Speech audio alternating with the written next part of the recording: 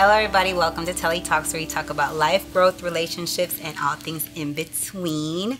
I have my poker buddy over here. He is an actor, basketball player, comedian, and father, big baby Glen Davis. Oh, hey. Oh, we got drinks. We got drinks and shots for you. Cheers. Okay, cheers. Need this right now. Lord Jesus. Don't make it come out my nose. You still got some in there. Just a little bit. Is it that? Yep. Okay, so for the people that don't know your journey in acting the basketball world, tell us about your journey and how you got to where you are today. I'm originally from Baton Rouge, Louisiana, and came from a crazy household, crazy life, and I had an option to be able to play basketball, and took that opportunity to get some education. Went to LSU, Louisiana State University, where I played basketball, and I majored in theater.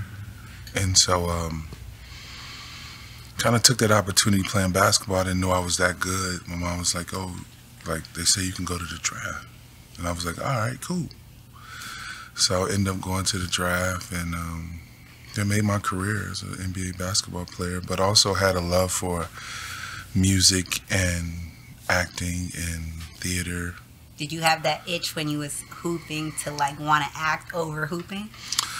Well, you can kind of tell in the way I played, like my antics, my character, and how the way I performed. You could tell I was an entertainer. Right. So, I wanted to kind of use basketball after I got in there to kind of like build that career in theater and entertainment, at least. And you was playing basketball for how many seasons? I played for like 9 years. 9 years. And what was your favorite team to play for? Well, obviously the Celtics. I won a championship with them, so that was. You didn't have like a particular, like, okay, the Celtics because you won the championship, but did you have like a particular, I guess you played for the Clippers too, like a particular team that you like playing with the most outside of the, like take away the championship, but like the players, the people, the city? The Celtics. For sure. Yeah, because you got guys like KG and Rondo and Ray Allen and Paul Pierce, guys that are done a lot in this league, and one day are going to be Hall of Famers. And in the locker room was the best with them, because you got to see who they were. You got to. How was that, like, so many different personalities? Because I know KG's personality is crazy. Your personality's, different. Like, all the personalities is so many strong men in one room. Well, we used to call it, like, universities, because all of them are, like, legends. And, like, Ray Allen was a legend, so I went to KG University, so I did everything KG. So, like, I followed him around as a rookie. Like, I, was at his house. I wasn't at nobody else's house. Like, so he was kind of like my mentor. So, like, being on a team with guys like that, it was fun. And I got a chance to learn a lot. What was the most, like, I guess, fun moment you had with KG? Being under his wing. Being under his wing was kind of dope because he's such a giving and selfless person, right? And so there were moments like he'll win big pots in the game, and he'll be like, "Yo, get all those 50s out of there, because I don't do 50s." And I'll be like, "Oh, okay." Like what game? Was y'all playing card games? Okay, Boo-ray. He like people will put 50s and 20s in there. He'll be like, "Yo, Rook, take that. It'll be like $5,000 though." And I'll take it, and he'd be like, "Yo, go do something." Or like if we go shopping, my mom was like, "Boy, don't touch that. You can't afford." Like, you know what I'm saying? I always had it in my mind. So, I was a rookie. I ain't get no money yet. Like, and he would take me shopping. He'd be like, "Yo, like this scarf. Like, you like this scarf?" That's when I started learning about like scarves and like, So he taught you. He put you on fashion. He put me on the player, like even shoes, women's shoes, like. Okay, women's shoes. Pause. So, are you gifting women these shoes, like, or was he trying to put you on? He like, just like what's nice like? and what women like. Right. Like he'll go buy shoes for his wife, and I would have to go get them. You know what I mean? I would have to go pick these out, and just gifts. Like, so he taught you about like taught me all about women, being a gentleman. Like he taught me about just how to be a player, how to be a professional, and I owe him a lot for my career and like what I've accomplished in spite of. That's amazing. So, I kind of want to touch on NBA contracts and how they work and the cut of everything, because I feel like a lot of people think that NBA players are making all this money and then they don't know where the money goes. Well, yeah and no, right? We understand. Our agents kind of, but as the world turns, we get caught up in a lot of things, and so we don't realize that you got to pay your agent, you got to pay your taxes, you got to pay a lot of things, pay your family, it's kind of like all right, you're supposed to get the hang of it, but at the same time, we're still kind of young kids. They don't give you like a financial advisor, or is that something you have to get on your own? Well, the NBA doesn't supply you with a financial advisor. You kind of got to have to do that on your own, and just have the know-abouts to just keep checking and know what you're looking at. Sometimes you run into people that don't advise you the right way, right? And then so now you're in binds or just situations like that. So it's more about how much you want to be involved and how much you want to learn. And some people are different, right? Some people had the knowledge, some people don't have the knowledge, so they learn as they go. Absolutely. And then when you came in, how old were you when you came in the league? I think I was like 21. 21, and like you coming from your living situation before being in the NBA to acquiring rookie year money and then getting this money and then growing into a champion, like how was that transition? Did you end up like getting help, or were you coming from where I come from, I come from low class, Baton Rouge, Louisiana. Mother was on drugs, don't know my father, so it was more like me and my decisions and what I make. But as far as just when you're an athlete and you're young, and there are people in your lives for just that reason, right? To help their son go win a state championship, or help their livelihood, or they only there conditional. So when it comes to like personal things, you're kind of on your own, and in situations, especially a lot of athletes that don't have support, that don't have a background or don't have nobody that's really there for the greater good, really it's all about the knowledge that you take and how you receive it and what you do with it, you know what I mean, and just trying to learn without making mistakes. Is it hard to trust people when you get to a certain point in your career and in your life with like a large sum of money, especially with family members? They know you got all this money, and it's like sometimes I feel like it's an obligation that they feel that you need to help. Yeah, you have that obligation, right? Because you're blessed and fortunate to be able to make it, right? And I think it's all about timing. There's a time and place when you can reach over and grab people and bring them over the gate. And that's how I feel. I've been, in situations where you got to take care of your whole family. But that's the responsibility that I want. So I don't shy away from that. I figure it out. A lot of guys kind of, no, this is what I want, because I am the monarch. I am the man that runs this family. I'm the one that's keeping the name alive. So, But how deep do you go? Because I feel like that's when you are the breadwinner in your family and you got a village to feed, do you stop at your immediate family, your mom, your wife, girlfriend, kids, Or do you go into like, all right, your auntie need help, your uncle need help, your grandfather need help, your grandmother, like how far does it go? Or is that something that like, you know, if anyone has their helping hand out, or if anyone has their hand out, are you just giving to them? At first I was giving a lot. I was giving a lot, you know, and then I had to realize I have kids, or I had a kid. And it kind of changed my thought process. So what I think about is my bloodline, my mother, my aunt, my nieces and nephews. That's what I focus on. Because at the end of the day, that's all that's going to be there when the shit hit the fan. You know what I mean? How many people do you think and then you take care of? Cluck the hood.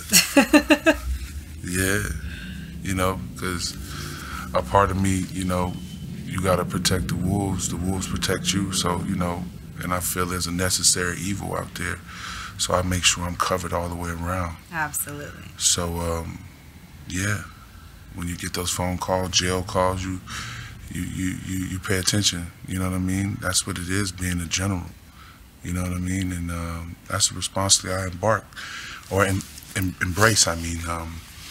So you feel like that's a lot of pressure on you, you know, knowing that you have to take care of so many people and knowing that you have to provide financially for so many people? No, I don't think so.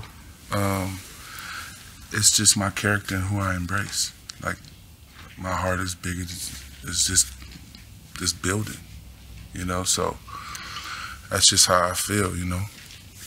Okay, so the moment that you had the injury where you hurt your ankle and left the game in a wheelchair, how was that a pivotal moment in your life?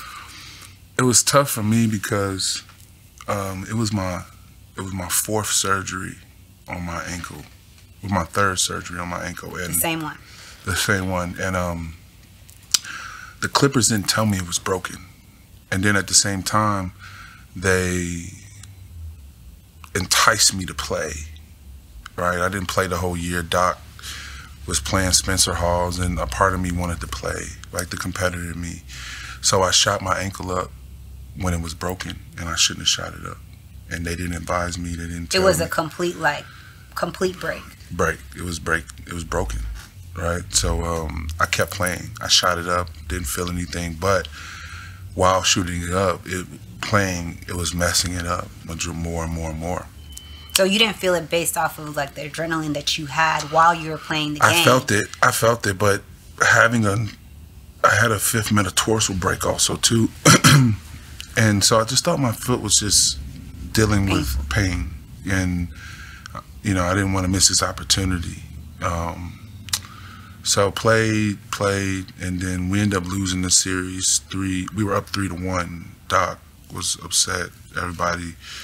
And my exit meeting was horrible. It was just like, you know, you didn't do what you were supposed to do, and you let us down. And I was like, my ankle, you know, something was wrong. He was like, well, we'll see you in the off season, talk to you later, whatever. And I didn't get an x-ray. I didn't get, hey, you know, you need surgery. They didn't even think about doing that. So I went to host. So what did they, sorry to cut you off, but what did they tell you when you were playing on your foot that was completely broken and you didn't know it and they didn't give you the proper treatment? Like, what was that conversation? Well, they really, you know, JP, the trainer, he was just saying, you know, you're out of shape. And what happened was your foot gave out and you broke your, you know, you sprained your ankle. Your ankle's not broken. So it was like ice and, you know, elevate pretty much. Yeah, and you're back. And so as I was training during the summer, I just knew something was wrong. I was just like, I can't move. I can't turn up my workouts. And after that happened, that September, right before the season started, I had to go get surgery because it was broken. And so taking that time off and, you know, not getting surgery, waiting the whole summer, kind of ended my career because being a free agent, right, you just don't have no stability. and you don't really have a home to train or work out. And so I went into the season with my foot broken. And you were still on the Clippers? I was a free agent. Okay. And so they basically wasn't obligated, you know, to have me. Right. But I broke my foot on their time. Right. So I should during the playoffs. Yeah. So I should be able to go and be able to get all the treatment I need and stuff like that. So when the season ended and you guys didn't win that series, off season, you knew something was wrong with your foot, but you didn't get the proper treatment because you didn't know to. I didn't know to. And so I went back home, and a family doctor of mine was like, come get an MRI. And it was like, yo, you know, another x-ray. It's like, it's broken. And so I went back up. And how long was that time frame of it being broken before you got the MRI? It was playoff time, so it was like May. So like May to September. So about 4 months? 4 or 5 months. And you were walking like on your foot? Like I was no walking crutches, on it, no crutches. I just felt pain. I just think tolerable pain or like? Tolerable pain to the point where, you know, just certain spots, you know, I'll know that I can't go anymore. And so it did stuff like that. And so I knew something was wrong. And so as I was getting, you know, I went on the whole year with my foot broken.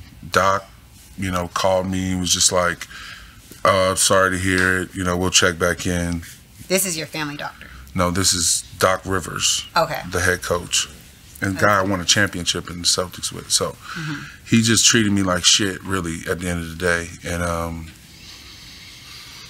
you know, then I became really depressed. Because now basketball is gone. It's taken away. And that was all you know for a long time. You know, my dream was to be in the NBA, and now this is over with. Like, I was kind of like a standstill, couldn't believe it, like shock. And so I just became real depressed, and just, you know, dealing with a divorce also too, you know, it really weared on me. And then this was at the time you was a free agent. You was dealing with the divorce. You wasn't signed. You didn't have the support system that you needed. The coach wasn't there for you. The NBA wasn't there for you. You know you have a broken ankle. And all this stuff is going on at once. And so I'm in denial, you know, because I feel like I'm an alpha. I'm not depressed. I'm just going through a spell. Then, you know, things start happening. I got a drug case, weed, you know, traveling to go see an artist. And then, you know, the manager, you know, in there tells me, you know, you're smoking weed. Now the police bum rush, and I go to jail for marijuana. This was in Louisiana? This was in Maryland. In Maryland. And weed wasn't legal then? Yeah. And then I went on TV with the Popeyes chicken with the $300,000 on the airplane. I was depressed. I was making bad decisions. Wait. I didn't know about the Popeyes chicken. What was the Popeyes chicken situation? Popeyes chicken situation was, after I got arrested, I just panicked. And I just got on the internet and I just was like, I'll have my day in court. You know, white folks just mad because a man making money. And so it was the stupidest thing I ever did in my fucking life. Oh my God, I can't even talk about it. It's so stupid. It ended my career. Because now they're like, oh shit, he got something going on for real. You know? But I'm depressed. I don't even realize it. Like, I don't even realize I just did that. You know? And as I realizing that I did it, a month later, I'm going out the club and some guy's banging on my window of my car, and I push him and he breaks his face. Swear to God. Girl breaks his face. Not girl, he breaks his face. And I'm talking about that wasn't funny. Turned and went baller alert in the hospital with the picture on it, and I'm just like, oh my God. Wait, this is all in a time span of like, you going through all this divorce, this free agent, like how long was this before? So I broke my foot in 15, 16, and then 16, 17, 18. You was spiraling. Spiraling. So was your way to like cope with everything through comedy? Like to just play it off and just like joke about it because you didn't want to take it serious? Or I never meant to like offend, you know. My character is different. I'm from a different cloth, like, you know. Right. I come off different. I never realized what I was doing. I thought I was just defending myself, but it was more like of the image that you were painting, the things that you were saying, how you were doing it. There's other ways to do it. And I just made a bad decision because of the people that I was around, you know. And that's my decision, you know, and I got to live with that, you know. So it was just a mistake, you know, and I was going through a lot, and I didn't know who to run to or talk to, you know, people that were mentors and people that were agents, and, you know, they left. So I couldn't get on the phone call and be like, hey, what should I do, you know? Was at the time you were a free agent, was your money the same then as to when you was a free agent? Or are you still getting money? I was still getting paid from the NBA, but I was just living a different type of lifestyle. Did you feel like when everything spiraled, it was gonna stay in that kind of like dark place for you? Or did you feel like, all right, eventually this is gonna stop, or I'm gonna stop, or I'm gonna get over this? I thought I was eventually getting over it, but I was just digging myself in more and more holes, you know, because I was making decisions off of things that were happening instead of thinking. Just a lot of things I wish I could just redo, but now, you know, it's a lesson. When everything happened with the whole like NBA insurance situation, how did that like take place? Well, that situation happened because of a friend of mine. My friend of mine came to me and asked me, hey, are you paying cash with all your injuries that you had? And I was like, yeah. And so they came to me and taught me, hey, this is how much money you have. This is what's going on. We can help you do that, you know? I was like, all right, cool. What do I have to do? So your insurance wasn't covering your injuries? Well, I didn't know, right? The NBA, they don't tell you, hey, you got $450,000 in your account. They just hope you don't use it, right? They just be quiet. They don't say, hey, you have this in here. They'll send you something, you know, but... You don't have someone that helps like dictate everything that you have going on, or that's something that you have to do on your own? I had someone, but, you know, he wasn't doing the right things. And, you know, my family members and things were telling me that he was stealing money from me. So it was just a process, like, of just trying to figure it out, know the difference between the two, but... And who do you trust with your money, with your life, with your health, with your family and all that stuff? And so the situation was more like, you know, I was trying to recruit all the stuff that I've been going through, you know, and I went to my financial advisor to try to help me. But he also led me in the wrong direction. You know, he also took the stand, you know what I mean, in my situation. You know, he used to do everything for me, you know, as far as sign my papers, anything I needed done, divorce papers, whatever I need, money from my mom. Like, he was damn near power of attorney. And so... so you gave him the ability to handle everything for you without you overlooking it. And so the situation, when it came, you know, when my friend that's, you know, in this situation, you know, he basically had another person that was in it who's, you know, the culprit. He got 10 years, Terrence Williams. He was the culprit. And when he called me, you know, it was shocking because I didn't know. He didn't tell me, hey, you know, Terrence Williams is a part of this. He's helping me. He's doing this. So it was just a conversation of you being like, or someone coming up to you and saying like, how are you paying for your injuries? Yeah, because basically as NBA basketball players, it's almost like a brotherhood. And so when we're working out, we all work out together. We all see each other every other day. You know, if we're not on the same team, we see each other in the summertime. And so, you know, you don't think, you know, these basketball players are defrauding the plan or doing something illegal, because they all got injuries. They all have situations where they've been in, and, you know, they've been hurt, you know. So, I don't judge or ask, you know. So when the situation came up, you know, I was asking Terrence Williams, like, hey, you know, how are you involved? He was like, hey, I rep the players, you know, association or wherever. He said he was a player rep, and basically that's a player that kind of is like a designated kind of person for NBA players to get information to if they need help with anything. And so he played off that. And so he was like the spokesperson of everyone that needed help, that had injuries. Yeah, so that's what he was making it seem like, you know.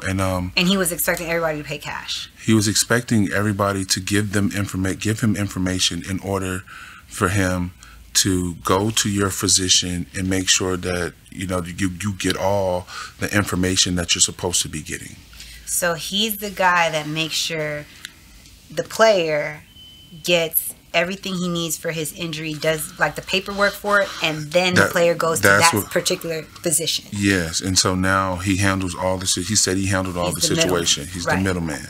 And so, you know, a part of me, you know, was like, oh, okay, you know, but I didn't know for sure. So I gave him the phone number to my financial advisor. The one you trusted. The one that I trusted. Right. And so he calls me back, and he, you know, he doesn't talk about, you know, this sounds fishy. So, because when he got on the stand, that's what he said. He only emailed me, said, review it, sign it, send it back. And I was like, okay. And but so, did you review it? No, I didn't review it. I didn't look over it. I didn't even think about looking over it. My assistant, Ariana, she handed it to me, and I just signed it. And so you expected everybody on your team to support you in a way where you knew they had your back. Yeah, and so basically... And this is a time that you're a free agent. A free agent, I'm going through all this crazy stuff. So they already know you're in, like I feel like your team knows you the most, right? Your team knows when you're depressed, your team knows when you're happy, your team knows when you're up, your team knows when you're down. So they know you the most. And you would think they would look over your contracts, you would think that they would look over your documents and let you know, hey, precautionary, this is in here, you might want to look over it. Don't sign it, nigga. Don't sign it. Don't sign it, nigga. Right. Like, it's fishy. You do everything else for me. You say everything else. I listen to everything you say. And nothing has went wrong since this particular moment. Like, everything's been golden. Everything. Well, I'm just not getting a job, right? I broke my foot. I'm out of basketball. But you know that you're not getting a job because you broke your foot. So that was kind of like, all right, this is known. I'm not getting a job because of this foot injury. But when this was presented to you, it was like, nothing's wrong with it. Sign it. Send it back. Yes. It wasn't like, I need to go over this because there's something that's fishy in this contract. Yeah, I didn't even, when he gave it back to me, I just signed it. Like, you know what I mean? I trust him, right? I trust him to make sure that, you know, he puts me in this, you know, the best situation possible. How long was he your financial advisor? 10 years. Oh, wow. 10 years. And so as that evolves, you know, Terrence is calling. You know, I'm already sending it in, so he's calling, and he's calling to the point where it's getting kind of like crazy. And so that's when I start to get knowledge of, like, hey, what's going on? Why are you blowing me up like this? Like, why are you, you know, being aggressive and shit like that? Like, was he checking in to see if you went to go see the physician? He was checking in to see if I got the money. Okay, so how is everything working? Like, you get a certain amount of money if you go So basically, you put in claims, and then when you put in the claims, right, you get a certain amount of money of the money that you said that you paid cash. Right. And so when he put the claims out, that's when he started talking about money. He never started talking about money when he first started talking to me. You know, he just came from a point of, like, trying to help. So how did you know how much to claim? Because that's how much cash you put down. My financial advisor, he did the paperwork. Oh, okay. So he did all the paperwork. And so he did all the paperwork, but your name was on it that was signed on this paperwork that he did, claiming the cash that you paid when you saw the physician for your ankle. Yes. And so I was, after all that evolved, like starts going around, Terrence was like, you know, I need 16,000. And I'm like, nigga, 16? So how does he need your money that you claimed? That's what I'm trying to say. I'm like, what the fuck? You need money from me? Oh, right. No. You out your fucking mind. Right. And so that's when me got in a quarrel. And then, you know, me not wanting to like go crazy, you know what I mean? Because they did educate me on about having it, you know what I mean? So I was like, all right, here go $1,000, bro. Like, so you was breaking him off, barely anything. I broke him off because of the education part, because Alan them helped me, you know what I mean? That's the only way. Because I was like, all right, cool, here $1,000, and he needed it. So was it like where he, like, let's say for example, he found you a physician, right? You paid cash to this physician. Let's just say it was a $20,000 physician bill, right? And he's like, all right, well, you claim $20,000. You're gonna get the $20,000 in the claim. I want $5,000. And you're like, why do you need the $5,000 out of the $20,000? He never talked about money. So I'm like, 16,000? You out your mind? You what you mean? Like, what do you? But he knew what money you were getting from each claim that you made. He know what I was getting because he was talking to my financial advisor. What was his business talking to your financial advisors of the claims that you made? Because my financial advisor know my claims. Right, but I'm saying, why was Terrence asking your financial advisors? Because I didn't trust it. So I gave it to my financial advisor. Like, so hey, they had their own thing going on outside. I don't know what they had going on, but at the same time, he signed the paperwork because he believed it, Terrence. Right. But he signed the paperwork with your name on it, or he signed the paperwork with your name on it, or you signed the paperwork? Edgard filled out the paperwork. There's paperwork that need to be filled out of each claim. Yes. And so he filled out all that. And you had no knowledge of what it was that was billed out. I had no knowledge of what was billed. But then he was like, all right, here's the claim that you made for this cash offer. Sign it and send it back so we can claim this. Yes.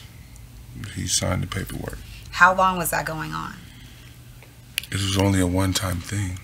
Like, it only happened like one time. So when they got your claim and Terrence was calling you, when you were questioning him about the $16K, what did he say? What was your response? That's when I knew something was kind of like something was wrong. Like, how the fuck I gotta pay you $16,000? That's when I started calling like my teammates, like Tony Allen. I called him, and he told me, to like, bro, you shouldn't be fucking with them, like, type shit. And then that's when I started to figure things out. And then how long was that process of you? It was like a month and a half. It was like a month and a half, 2 months. And then after that, we didn't get any money. So the plan manager blocked the plan. So basically I was like, okay, cool. Like, all right, cool. Like, I thought I got away with that. Like, damn, like, I almost was put in some fucked up situation when I didn't get the money. So I was like, oh, okay. But what that did is started an investigation. That was from the first situation, first claim. That claim, yes. The only claim. No, there's more claims. Okay. So basically. But after the first one, you knew that something was fishy. So yeah, and so when I didn't get the money, I was like, all right, cool. And so time goes on, and I'm still thinking to a point like I had a real injury, you know, and so I'm still working out, and so that's when I started playing for the big three.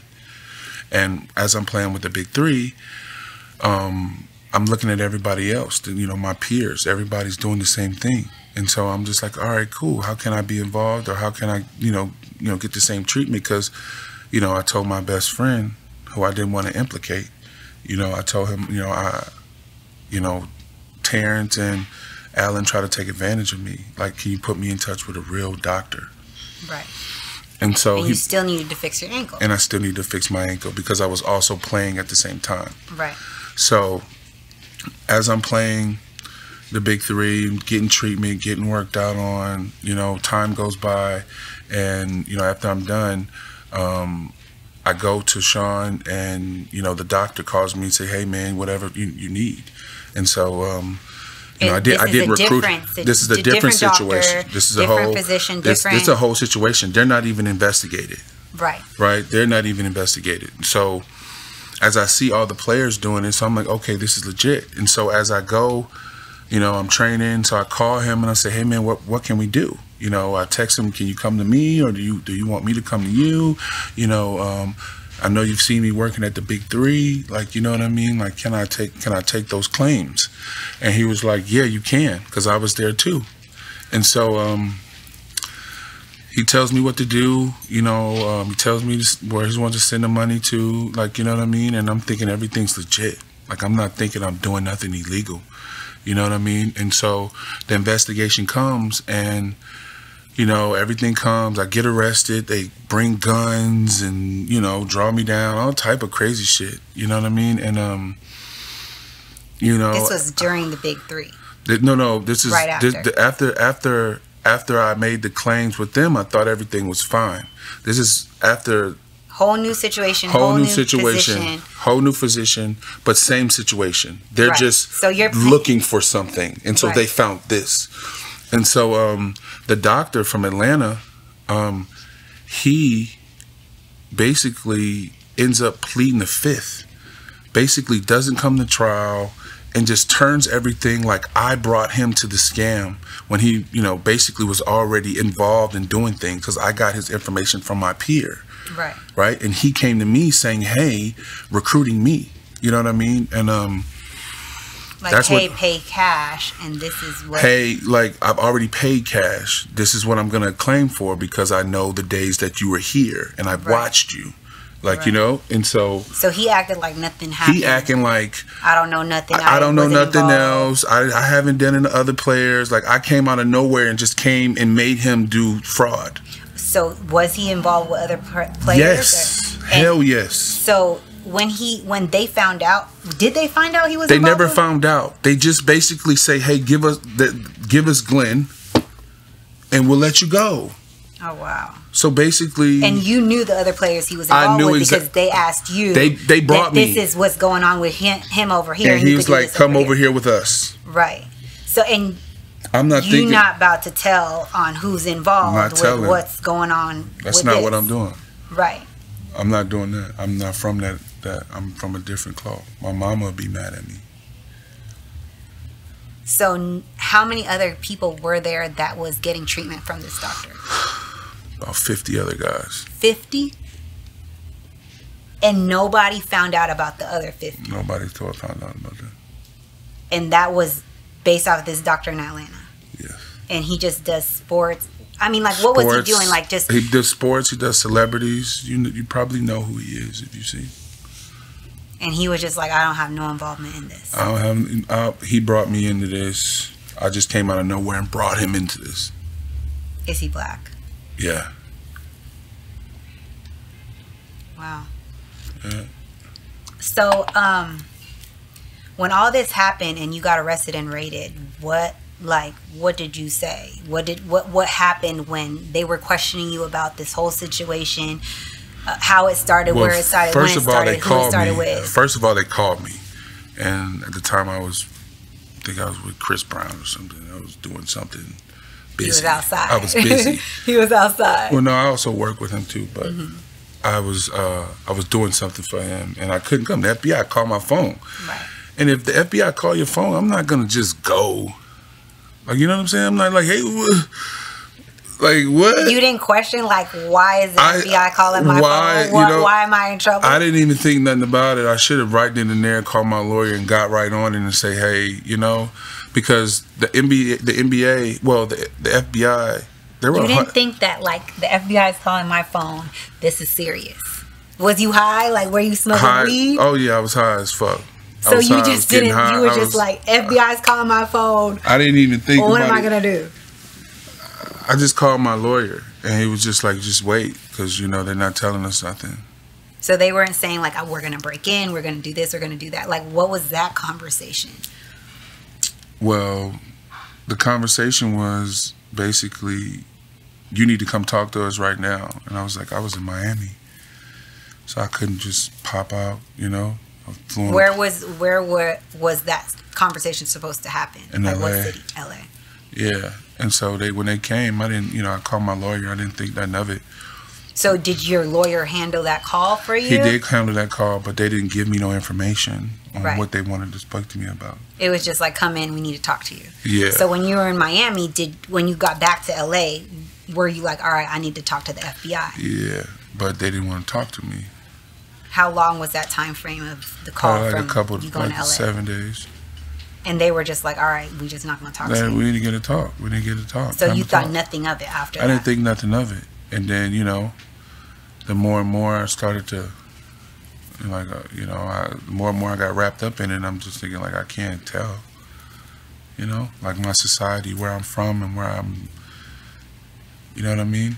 So did you just like, kind of like clear your mind of everything that was going on with the insurance stuff, the claims, the people? It was kind of just like, all right, this is a situation that's gone now, or you think this is a situation that the FBI got a hold of? Well, there's a situation that I thought it was gone, but they basically, right, when you think about it, I'm the biggest player. Nobody really knows anybody else.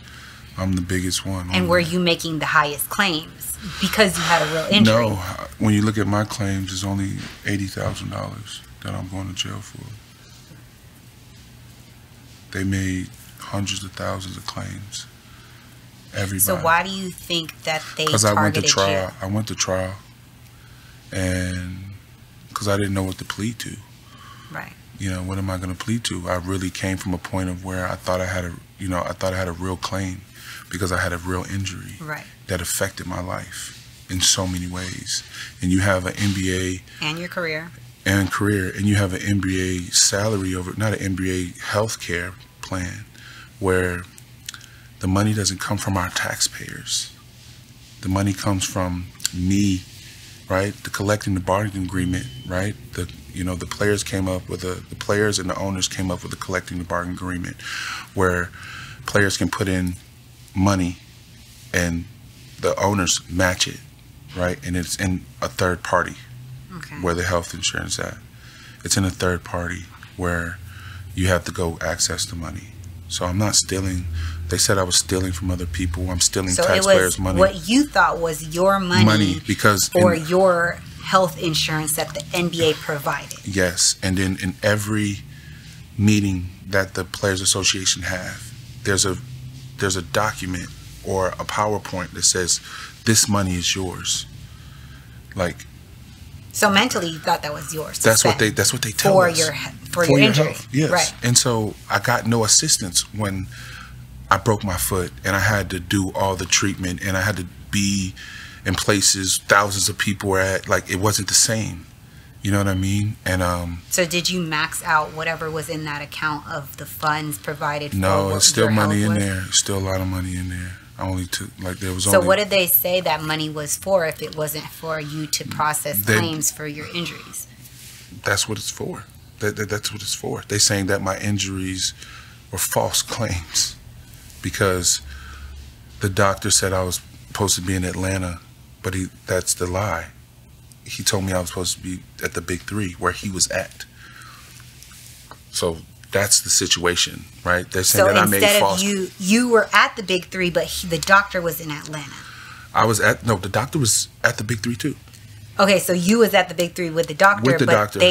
They're saying that you. They're saying that the claims were in Atlanta, and I was like, no, the claims. Like, if I would have got on the stand, like the communication between me and the doctor was, can you account the days that I was at Big Three working on my foot, trying to get it ready to play? And he said, yes, I was there too. I remember seeing you thousands of times. This is in text. And it was shown in evidence that was in text. Yeah, it was shown in evidence that was in text. So how didn't he get charged for seeing you and saying basically that he told on me before I can tell on him. Right. Yeah. and there was no way to like because I didn't get on the stand, right? If you don't and get tell on anybody else, or even get on the stand and talk about the situation. So you were like, I'm gonna eat this up, whatever. My lawyer told me to do that. I wanted to get on the stand because I'm not lying. You know what I mean? So do you feel like if you got on the stand, it would be less of a sentence for you? Yes. Than what it is? Yes. Because the people that were involved as well too, that would like Terrence and all them, they got 10 years, and you had the least amount of time. Mm-hmm. Well, no, I got the second. I got the I got the second most time, the least amount of money. Terrence got the most. I got the second, and the other guys who just washed away. They just told and plead, and they got lesser time than me. On a lighter note, how was working on Power, acting? How is acting transitioned to the basketball world for you? Being in Power. Being on Power is pretty cool. I was a theater major. Did that make you happy, like, you know, to just be like, all right, this is what I want to do. This is what I went to school for. I'm having fun with it. I get to play a thug and, you know, have a good time. I like all just facets of theater, so it's not just one character. This character, you know, I can embrace this character because of just who I am, and you know, the type of life I live. I think helps me. But I'm a real thespian, and so it's been fun. Being able to act and be a part of a big cast, a huge cast that can really, you know, act, you know, really bring it, you know. The table reads are amazing, you know what I mean? Like when you hear Chris Lofton and, you know, Joseph, Tommy, when you hear those guys talk and act, you know, you learn so much. So it's been an eye-opening experience. I'm so happy, you know, because it's something that I want to do. You know what I mean? Something that I have a passion for. Also producing. So I'm having fun, you know. Who was your favorite to like play with or read with? Definitely Joseph. Tommy Egan. Chris Lofton. He's really good. You know, I like Isaac Keys. He's really good too. You know, he's a football player that's trying to, you know, that's made it in the acting world.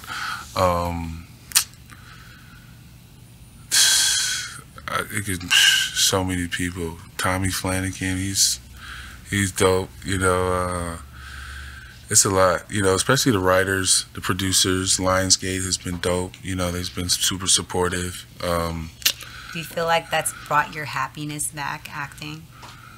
Yeah. Like I could see the like glow in your face and smile when you talk about acting. Yeah, it's a dope experience. You know, it's something that, you know, I've always wanted to do. So when you finish everything that you have going on, coming back into the scene, when you act, what is something that you want to do moving forward? Like, do you want to continue playing roles that you're already playing, like on Power, or do you want to go into like more action stuff or more like comedy stuff? Or I want to do deep in pain type drama, type theater. You don't feel like that'll put you in a depressive state of like, you know, like playing something like the Joker or something? Like, you don't think that would make you mentally drained? I think it comes with the game, right? You can clock in and clock out when it comes to acting. Yeah, but I think it comes with it. I think it's a choice. Every actor has a choice. Right. And Keith, he made his choice. And he did a wonderful job. But do you think he wanted to choose what it led to? Yeah. When you think about Jack Nicholson, you think about that part, right? He did such a great job. And Keith is such a student and just such a just powerful man in the acting world. You know, he made that choice to give his life And I think that's what comes with acting, you know. We dive so deep to be able to bring those characters to life. And, you know, me as a thespian, I appreciate that. Why do you think you want to play such a deep role moving forward after everything? Because I look at my competitors. I look at The Rock. I look at David Bautista. I look at all these guys that are playing A-list, and they're huge guys, right? And we look at Michael Clark Jr., right? Played in The Green Mile, right? That movie was so impactful, right? He went so far to show us that character that he won an award. And I want to be that big guy. Do you feel like you could play in a movie that's racial where you're playing a slave? Yes, for sure. Do you think that would be something that would make you mentally trained? Yeah. Or you could clock out? Yeah, but it's, like I said, I love it like I love basketball, right? Like, my mindset is I'll black out. Meaning that whatever I gotta do to deliver that character, to make those choices be believable, I'm gonna do it. And so it's just like the streets, right? It's a life that we choose to live, and a lot of things come with it. You just gotta know how to handle it. And so that's how I feel about acting. You know, it's something that we choose to do, and we have to live with it or be able to control it, you know, and this is how I feel. Do you feel like you relate more with Glen as a person or Big Baby as a person? And then how'd you got that name, Big Baby? You know, it's hard to say, right? Because both of those people, both of those guys you talked about, right? They are me. You can't get one without the other, you know? So I embrace both. Big Baby is a very outgoing, charismatic person, crazy, wild, you know, will beat you up, you know, Big Baby. You know, Glen is the nice, you know, hey, shy, don't want to kiss. Glen, so who do we have right now? Glen or Big Baby? We have Ronald. So what Ronald do we? Ronald is my first name. Are we? You remember that movie Split? That actor played an amazing role and killed that role. Like, do you think you could ever play something like that? Yeah. Where you're just like 10 different people in one. Yeah. Movie. Right. When you think about kind of like where I came from, right, and where I've been, I had to be so many different people. Because I feel like the person we saw playing poker is not the person I'm sitting with right now. Totally different I'm like, who is this man right now? Totally different person. Yeah. So do you feel like when you're in different elements, your personality changes? For sure. Right. I can go to my hood. Is it adaptive though? Like, are you being resilient, or are you adapting to like what that particular situation entails? Well, when you think about my life and I had to grow up rough and tough and had to deal with a lot of crazy stuff. But then basketball opened the doors where I'm at Keller Bankston's house, and I'm at David Hill's house, and I'm at, you know, Jonathan's house, but his mom and dad are together, and, you know, they got dinner. You got to go at the dinner table, you know, so I'm a sponge. You know what I mean? That's how I got through whatever I got through. I just learned really, really fast because that was just my way. I had gaps when I was young. I went to like 12 different schools, you know, just stuff like that. So I had gaps. Like I didn't really read and write well. You know what I mean? I just knew how to count, you know? And so, and I learned by sitting under the tree with the old man. Talking, gift the gab, you know, asking for $1. You'll know how that teaches you how to be in this world and how to act. I ask so many people for $1. It's crazy. Like, Right. So I had to adapt, and so I had to know that how the way I am in 44th Street in the park, I can't be the same way at the gala, sitting next to Timothy and his mom, and you know, I had to come a different way. Absolutely. So, speaking of coming a different way, for everyone that comes on the show, we play this game of. Oh no, man! Oh no, man! I don't want to play no crazy game, This is man. who I remember at the poker tournament. Hell no, man! So we are gonna play Would You Rather After Dark. I'm playing with you. Rules of the game. People like to come on here and cheat. You have to answer. I have to answer? You cannot remix your Damn. answer, so you can't change the question up, but you can give your explanation. Okay, let me Got see it? a card. All right, so I'm gonna play with you. So we're gonna play. We gonna pick. Man, this can't be no crazy stuff, It's man. crazy. I know freaky stuff. It's crazy. So I don't want to tell on myself. It's Don't crazy, wanna but it's tell fun. on It's fun. myself. All right, cool. I got my two. Oh, hell no. You want another shot? Or are you good? Oh, Lord, let me get one more. Oh, I can't see it, right? No, you can see it. Okay. You can literally pick what you want. Oh, I can't even spell. I can't even read that one. I want that one. Oh, no, that's the same one. You good with your two? Your consent? I don't know about that one.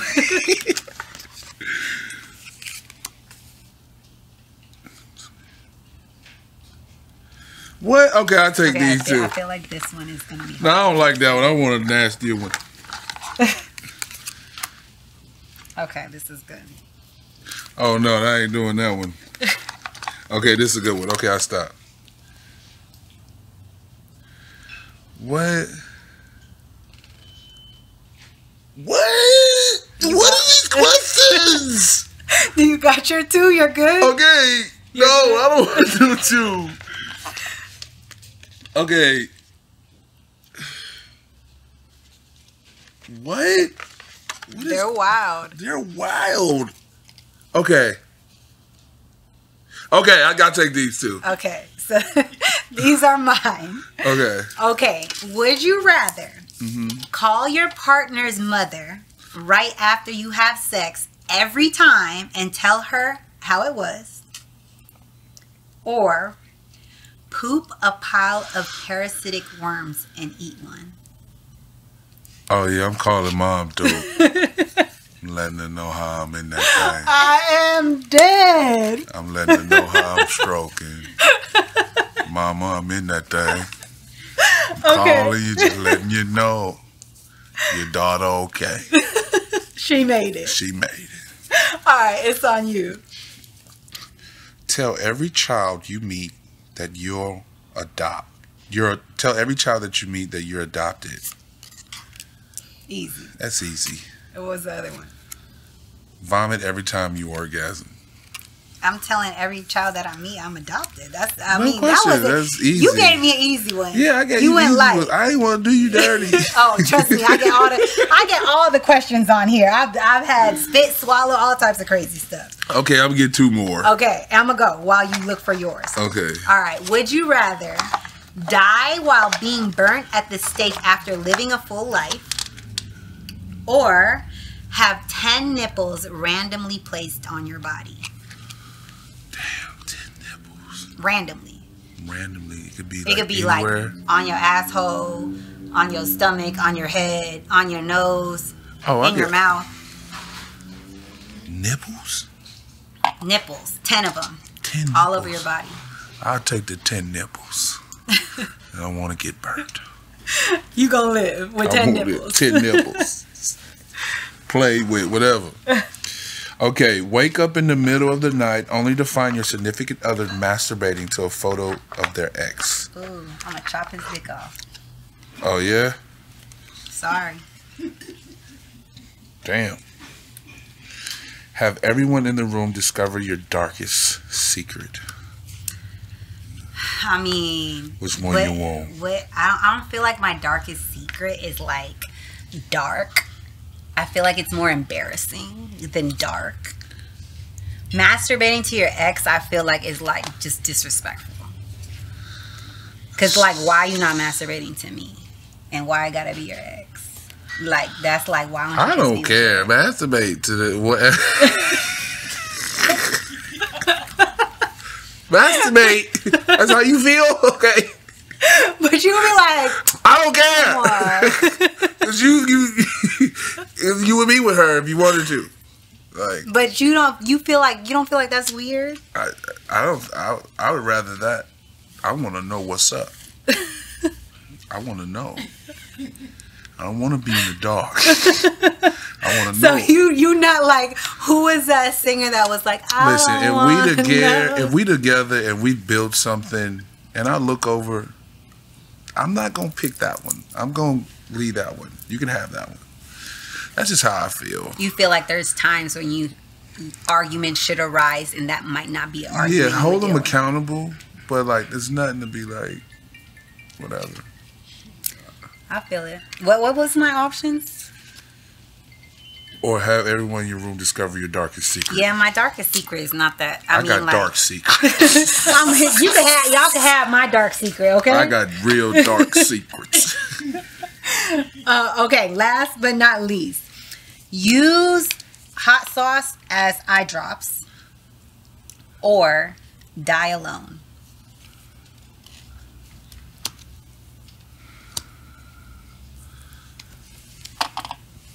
Ain't gonna die alone anyway. You know, everybody gonna be standing around. Nobody gonna go with you. You gonna die alone anyway. Oh, hot sauce. Hot sauce. You doing the hot sauce in the eye? I'll do the hot sauce. You might go blind. For real? I don't know. Does hot sauce make you blind? No, I done had hot sauce in my eye 1,000 times. When? And how? Why eating the fried chicken going like this. Was it like just a little burn? It was like, ah. Ah. But it was just probably like a dab. I'm talking about like hot sauce in the eyes, drenched in the eyes, hot sauce. It done got in my eye like bad. I don't believe it. You know how many times I eat fried chicken with hot sauce? At least in my lifetime, probably I done ate fried chicken probably 1,000,000 times. Like you took a bite and it was just in your eye. I started eating fried chicken at 2. Was it like are we talking jalapeno peppers? Like two piece pepper from Church's with a pepper and a biscuit with a strawberry cold drink at 2 years old. Hot sauce and eye. Pepper, hot sauce. I want Louisiana hot sauce. All right, tell everybody where they can find. Or you want to do another option? No, I'm done. All right, tell everybody. Tell everybody where they can find you, what you got coming up, all that good stuff. You can catch me on Stars, Power Force as King Kilo. That'll be dropping season 3. It'll be dropping January. What else? Instagram and all that stuff. Catch me on Instagram. You can find me on. I don't even know the shit by heart and shit. Like I don't even. You can make on Hinge, all that shit. I want all that. Hinge is wild. I'm on Hinge. I'm on Bumble, all that. Bumble, Hinge. All right. I'm single. I'm single. For a date, y'all. I'm single. Just call my phone. Y'all tune in to Power coming out in January. And write me in jail when if I have to go to jail. I need letters. Okay. You guys find Big Baby Glen Davis on Instagram if you want to stay connected with him. Hinge, Bumble, Grindr, whatever he got going on, not my business, but you will find him in all these things. Tune into Power coming up, and that is it for Telli Talks.